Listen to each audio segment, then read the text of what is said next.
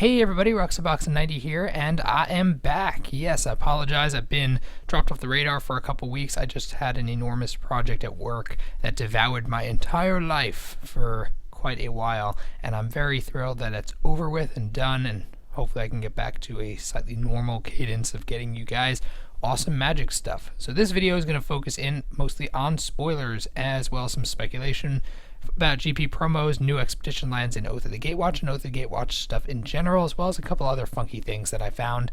Just want to run through them pretty quickly, but so you're aware, I am working as well on a top 10 video that I'm very excited about. I know I mentioned it before, I'm really trying to get it to you as fast as I can. It's a little bit more of an undertaking than usual since it doesn't fit 100% with the usual style of video, but I'm very excited to bring it to you soon. Hopping right in, GP promo for 2016, Stoneforge Mystic. Yep, it is happening. According to the World Magic Cup FAQ, the Grand Prix promo, if you guys recall, I believe last year was Batter Skull, also a great card, but now we get Stoneforge Mystic with new artwork, which for me, it's nice artwork. It doesn't really... Why is it a Stoneforge Mystic? Like that card had such amazing artwork and it fit so much with what it does. This seems like a Zendikar core with a landscape. Gorgeous art, not quite fitting with the card as much as the original. So of course I would, if I had a foil, I would still prefer the original, but it's a nice alternate take. And if you didn't like the original artwork and you want something a little bit more landscapey, boom, here you go. Looks really cool. It's also likely to be a lot cheaper than the current pack foil. Filter Expeditions. It looks like Filter lands. This is not 100% confirmed, but it's rare that foil cards look like this, and it's rare that it has no major glare blocking it, and it has the new colorless symbol. And even if you look at the number of the card, there's a lot of reasons this card seems to be real.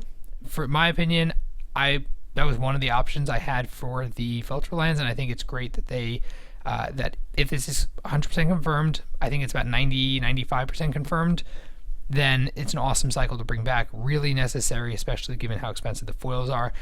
Kind of minimalist artwork, as someone else mentioned below in the forum comments. I kind of agree with that. The other lands are really hectic and busy. This one seems much more streamlined. Hopefully all the lands will have that a little bit more of a broad scope instead of piling as much as they can into an image.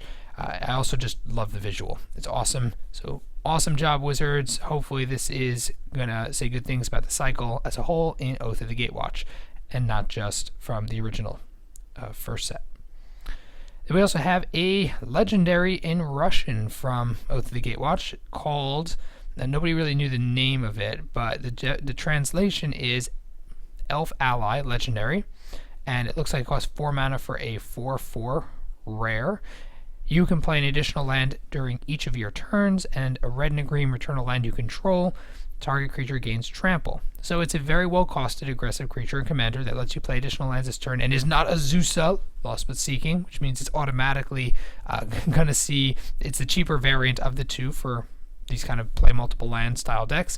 As well, it works super well with landfall. So I want to see how that plays out. It doesn't seem like it's necessarily broken by any means. Very strong card. It can give itself trample as well. Don't forget that, as well as accelerate and mess around with your lands. All in all, seems really good, and it's pretty much confirmed. There you go. We also have another spoiler, which came out a little bit ago, and it is for, I forget the name, Ailey, the Eternal Pilgrim. I believe it's white, black, black. For a 2/3 with Death Touch, tap 1, sacrifice another creature, gain life equal to the sacrifice creature's toughness. 1 black and a white, much like Vindicate. Sacrifice another creature, exile target non-land permanent, activate this only if you have at least 10 more life more than your starting total. In other words, very good for a life gain kind of deck, but realize it's a sack outlet, but it only sacks other things. I think that's going to make it from amazing to good to great.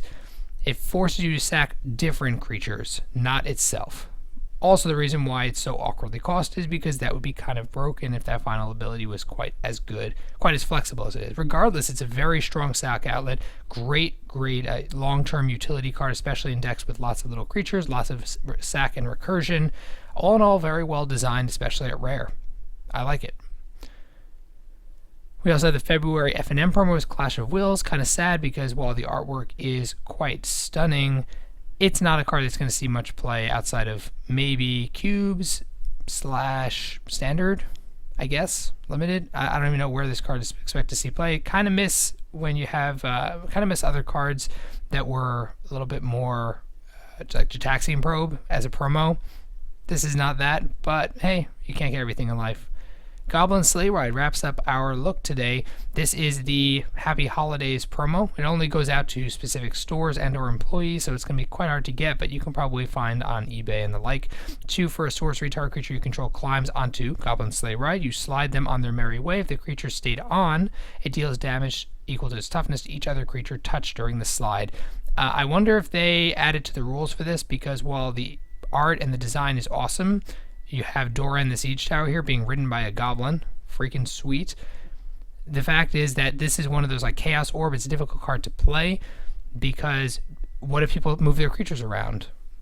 I don't know the rules of how this works. My guess is that they'll probably redact it to have once it's put on the stack, nobody can touch the board. And then the person has to push their thing.